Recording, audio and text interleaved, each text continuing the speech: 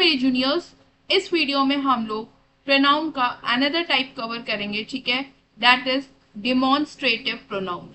अब बेटा जो डिमॉन्स्ट्रेटिव प्रोनाउन होता है हमारा, सबसे पहले समझेंगे ये क्या होता है, ठीक है। फिर हम बेटा इसकी डेफिनेशन देखेंगे कि अगर हमें इसको डिफाइन करना हो तो हम इसको कैसे डिफाइन करेंगे, ठीक है। फिर हम देखेंगे बेटा इस जो आपको राइट हैंड साइड में जो चार्ट दे रखा है उस पर आपको कुछ वर्ड्स दिख रहे होंगे, दिस दैट दीज दोज, ठीक है। ये आप लोग आइंदा जब आप बुक्स पढ़ते होंगे, ठीक है, इंग्लिश लिटरेचर पढ़ते होंगे, तो हर एक सेंटेंस में आपको ये वर्ड्स दिखने को मिल जाते होंगे, हर एक पैराग्राफ में आपको वर्ड्स दिखने को मिल जाते होंगे, ठीक है। तो बेसिकली आज हम लोग समझेंगे कि ये वर्ड्स वहाँ क्यों यूज होते हैं, ठीक है, और ये सारे के सारे वर्ड्स क्या होते हैं बेटा, प्रोनाउन होते हैं। तो आप जब कभी भी आप रीडिंग करेंगे, ठीक है, अपनी लिटरेचर बुक, ठीक है, तो उसमें क्या करेंगे बेटा, दिस दैट दीज दोज जब भी आए तो समझ लेना वो कौन सा प्रोनाउन है, डिमॉन्स्ट्रेटिव प्रोनाउन है, ठीक है। चलो तो बेटा स्टार्ट करते हैं। तो सबसे पहले देखेंगे डिमॉन्स्ट्रेटिव प्रोनाउन होता क्या है। तो सबसे पहले देखो बेटा, हम डिमॉन्स्ट्रेटिव प्रोनाउन का मतलब है कि हम किसी को पॉइंट आउट करते हैं, कोई चीज को हम पॉइंट आउट करते हैं, तो उनके लिए ये प्रोनाउंस यूज करते हैं। सपोज करो मैंने बोला, ये मान लो मेरे को मान लीजिए मेरी एक फ्रेंड है, ठीक है, वो फ्रेंड के घर में गई, ठीक है, उस फ्रेंड ने फिर मेरे से क्या पूछा बेटा, उस फ्रेंड ने मेरे से पूछा, जैसे हम जब दूसरों के घर जाते हैं तो फिर वो लोग क्या करते हैं, हमें ग्रीट करते हैं, पूछते हैं कि कुछ लोगे, तो मैंने बोला नो नो नो, मेरे पास एप्पल है, ठीक है। मैंने क्या बोला उसको, नहीं नहीं खाना मत लेके आओ, ये जो टेबल पे एप्पल रखा है, ठीक है, मैं यही खा लूंगी, ठीक है। तो टेबल पे एप्पल रखा है, यह जो टेबल पे एप्पल रखा है, मैंने क्या बोला, यह जो एप्पल रखा है उसे मैं खा लूंगी, तो यह मैंने पॉइंट आउट किया ना, उस टेबल पे जो एप्पल रखा था उसको पॉइंट आउट करके ही तो मैंने उसको बताया कि ये देखो ये एप्पल है, ये एप्पल है, मैं इसे खा लूंगी, ठीक है। तो ये जो पॉइंट कर रही हूँ मैं इस एप्पल को, ठीक है। तो वर्ड क्या यूज कर रही हूँ बेटा हिंदी में, यह है, क्या यूज कर रही हूँ, वर्ड हिंदी में यूज कर रही हूँ यह है। तो यह का इंग्लिश में मीनिंग क्या होता है, दिस। वहीं पर मान लो कि हम मार्केट में खड़े हैं और मार्केट में संतरे वाले की दुकान बहुत दूर है, ठीक है, और वहां पर एक संतरा रखा है, उसके पास उसके ठेले पर सिर्फ एक संतरा बचा है, ठीक है। तो मैं क्या बोलूंगी, मैं बोलूंगी कि वहां पर उस ठेले पर सिर्फ एक संतरा बचा है, ठीक है। तो मैं क्या यूज करूंगी, दिस नहीं यूज करूंगी, क्योंकि वो क्या है मेरे से बहुत डिस्टेंस पे है।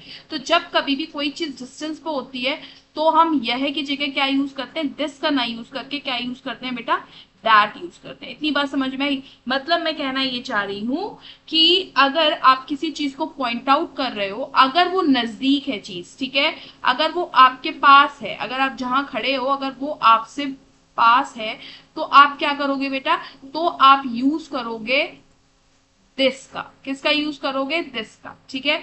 जैसे ये पास था इसलिए मैंने दिस यूज किया, और वहीं पर संतरा था वो मेरे से दूर रखा हुआ था, जो ऑरेंज था ये मेरे से दूर रखा हुआ था, इसलिए मैंने क्या यूज किया, इसके लिए वर्ड दैट यूज किया, इसको पॉइंट करने के लिए, ठीक है।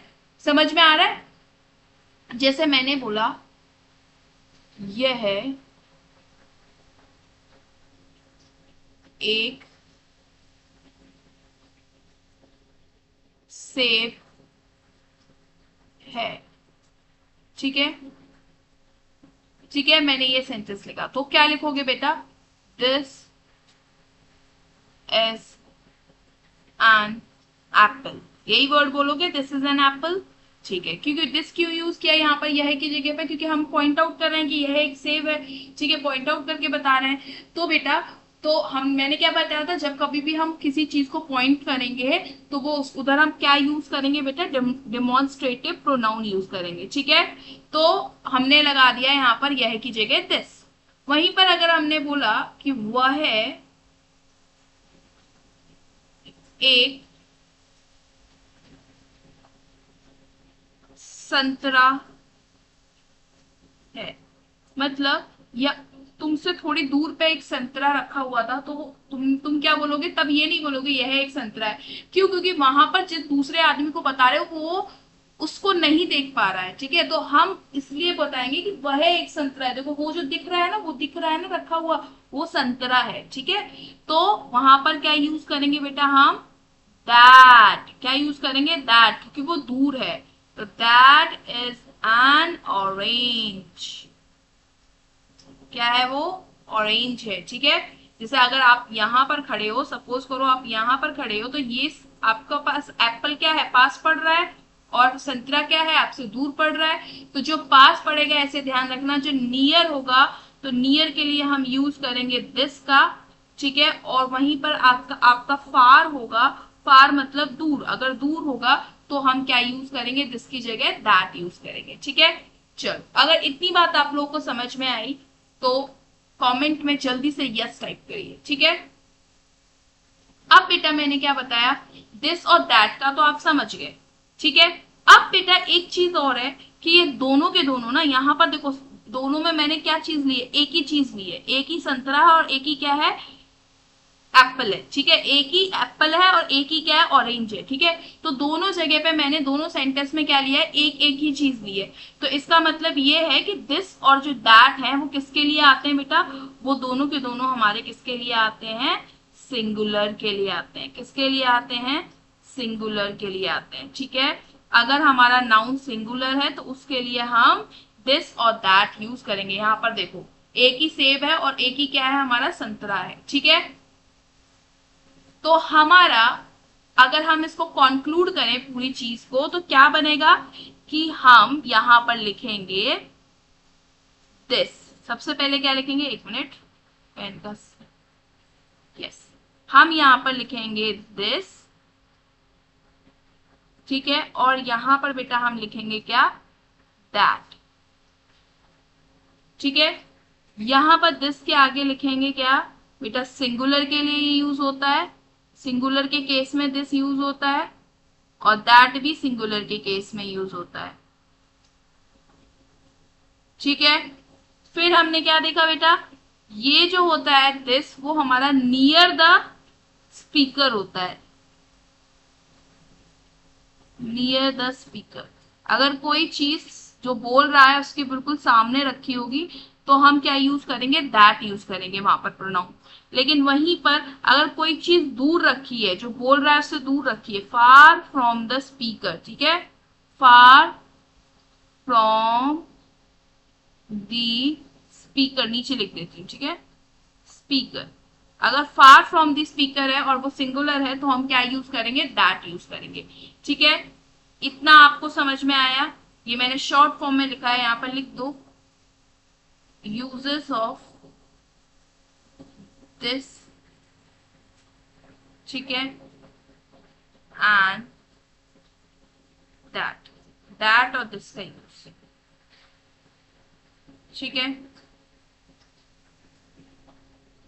इतनी बात आप लोगों को समझ में आई? ठीक है। तो ये दिस और डेथ का कॉन्सेप्ट क्लियर हो गया। दोनों के दोनों हम किसके लिए यूज करेंगे? एक चीज के लिए यूज करेंगे। लेकिन बेटा हम क्या करेंगे? दिस का यूज तब करेंगे जब क्या हो? कोई चीज पास हो, ठीक है, और हमें उसको पॉइंट आउट करना हो तो हम दिस का यूज करेंगे। जैसे कि अगर टेबल पे मेरे सामने बुक रखी है तो मैं लिखूंगी दिस इज माई बुक, ये मेरी बुक है, बोलेंगे ना, दिस इज माई बुक। वहीं पर अगर बुक जो है वो बहुत दूर रखी है तो क्या बोलूंगी मैं? तो बोलूंगी, अब मैं बोलूंगी वहां जो बुक रखी है ना वो मेरी है, तो क्या यूज करोगे वहां पर? दिस नहीं यूज करोगे, तब बोलोगे दैट, वह जो बुक है जो दूर रखी है, ठीक है। तो दैट बुक इज माइन, ठीक है। क्या बोलोगे? That book is of mine, ठीक है, मेरी बुक है वो। समझ में आ रहा है दिस और दैट का? चलो, अब हम बेटा देखेंगे क्या, एक मिनट, थोड़ा ऊपर करो,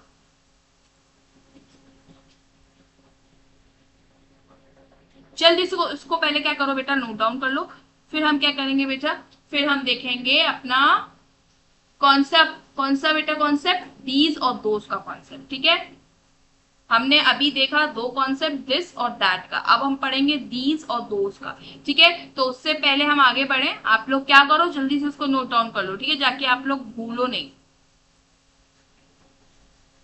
क्योंकि भूल जाओगे तो फिर हमारा क्या मतलब रहेगा आपका पढ़ाने का।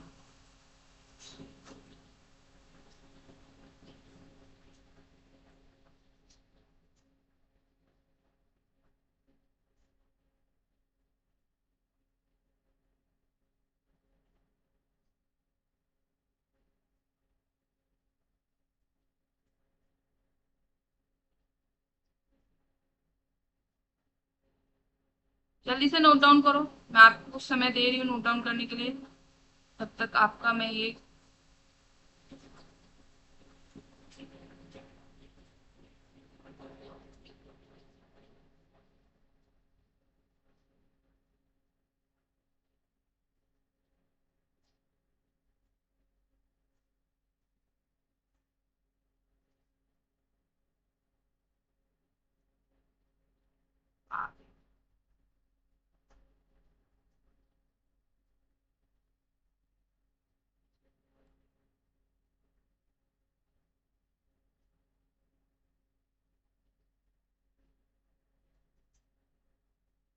यस, चलिए इसको नोट डाउन कर लो। नहीं कर ली अभी तक, अगर नहीं किया है तो आप क्या करोगे बेटा, इस वीडियो को बाद में देख के दोबारा नोट पॉज करके तब आप आराम से लिख लेना, ठीक है। अभी बेटा अगर हम लोग अगर ज्यादा रुकेंगे तो वीडियो क्या बन जाएगी, बड़ी बन जाएगी, ठीक है। तो ये आपको भी फिर पढ़ने में थोड़ा बोरिंग लगेगा और मेरे को भी, ठीक है, पढ़ाने में। चलो इसलिए क्या करते हैं, इसको रब करते हैं और हम अब आगे बढ़ते हैं अपने दीज और दोज के कॉन्सेप्ट पे। चलो दीज और दोज मैं यही नीचे बता दूंगी आपको, इसको मिटाऊंगी नहीं बिकॉज इसी से रिलेटेड है, ठीक है। चलो अभी बेटा हमने ये जो पढ़ा, ये तो पढ़ा हमने सिंगुलर का केस। अब हम देखेंगे बेटा प्लूरल का केस। किसका देखेंगे बेटा, सिंगुलर की जगह अब हम देखेंगे प्लूरल का केस। हम यहां लिखेंगे प्लूरल, ठीक है। और यहां पर बेटा सेम वही चीज, अगर प्लूरल में कोई चीज नियर रखी है, मतलब स्पीकर के पास है, और कोई चीज क्या है स्पीकर से दूर है, फार है, ठीक है, तो हम क्या यूज करेंगे। अगर नियर है तो बेटा हम यूज करेंगे दीज, और अगर फार है तो हम यूज करेंगे दोस, ठीक है। समझ में आया दीज और दोस का मतलब। अगर बोलो जैसे कि ये लड़का है, इस लड़के के पास क्या है, यहाँ पर ये लड़का खड़ा है, इसके पास क्या है, फ्लावर्स ये पास है, और ये शूज जो रखे हैं वो क्या है, दूर है। तो मैं क्या, तो यहाँ पर फ्लावर्स है, बहुत ज्यादा है, ठीक है। ये लड़के के पास देख रहा है, तो ये देख रहा है कि एक से ज्यादा फ्लावर्स है, तो दैट इज प्लूरल, ठीक है। एक से ज्यादा चीजें होती हैं तो वो क्या होती है, हमारी प्लूरल होती है, ठीक है। तो ये प्लूरल है, तो हम क्या करेंगे बेटा, जब ये बहुत सारे हैं तो हम अब दिस यूज नहीं कर सकते। दिस तो हम खाली एक चीज के लिए करते थे, अब दिस का प्लूरल जो होगा वो होगा हमारा दीज, तो हम क्या यूज करेंगे, दीज। जैसे कि वहां पर फ्लावर्स हैं हमने बोला, ठीक है, तो क्या बोलेंगे बेटा, हम बोलेंगे वहां पर नहीं, यहां पर, क्या, यहां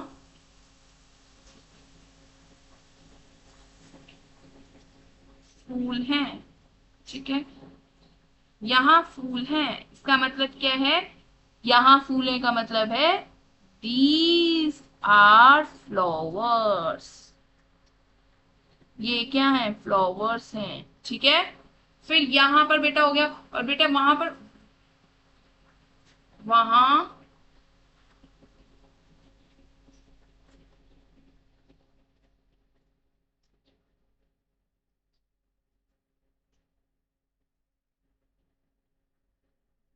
वह सब जूते हैं, ठीक है। जो वहां पर चीज रखी है वो सब क्या है, जूते हैं। तो क्या लिखोगे बेटा, तो लिखोगे तुम इसकी इंग्लिश क्या लिखोगे, दोज, क्योंकि दूर रखे हैं जूते, तो दोज आर शूज, क्या बोलोगे, दोज आर शूज, वहां पर क्या है, शूज है, ठीक है। समझ में आया। तो अगर दूर चीज होगी और उसको आप बोल रहे हो कि वह चीज ये है या वो चीज वो है, तो आप क्या लगाओगे, दोज लगाओगे। और यहीं पर अगर नियर, जब आपके पास रखी हो कोई चीज, तो क्या बोलोगे, जैसे कि यह किताबें हैं तो दीज आर बुक्स, किताबें हैं, किताबें, ठीक है। एक किताब नहीं है, बहुत सारी किताबें, तो हम क्या लगाएंगे, दीज लगाएंगे, ठीक है।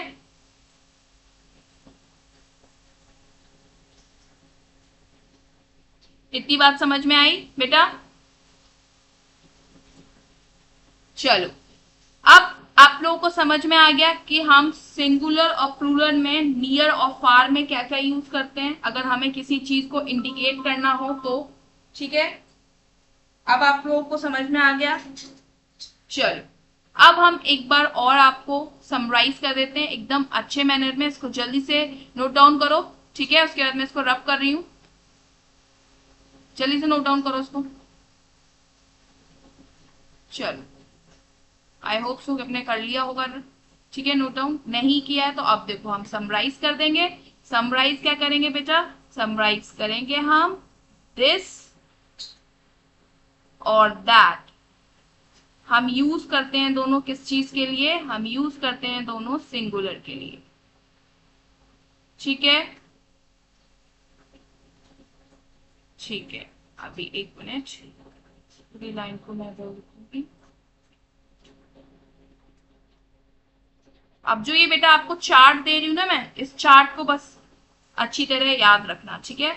और ये बेटा हम दिस यूज करते हैं नियर के केस में जब वो पास हो, और बेटा फार के केस में क्या यूज करते हैं हम, अगर वो कोई चीज दूर रखी हो तो हम क्या यूज करेंगे, दैट यूज करेंगे, ठीक है। वहीं पर बेटा दीज और दोज, ठीक है, ये दोनों हम किस में यूज करते हैं, ये यूज करते हैं हम प्लूरल के केस में, ठीक है। और नियर के केस में क्या यूज करते हैं, दीज यूज करते हैं, और प्लूरल के फार के केस में क्या यूज करते हैं, दोज यूज करते हैं, ठीक है। समझ में आ गया इतना। ये है आपका मेन समरी जो हमने इस पूरे जो डिमॉन्स्ट्रेटिव प्रोनाउन है उसमें कंप्लीट करी है, ठीक है। आपको इतनी चीजें पता होनी चाहिए, बस यही एट द एंड आपको याद रखना है कि दिस और दैट यूज होते हैं सिंगुलर के लिए, दिस यूज होता है जब कोई चीज पास हो तब, ठीक है, और दैट यूज होता है जब कोई चीज दूर हो तब, ठीक है।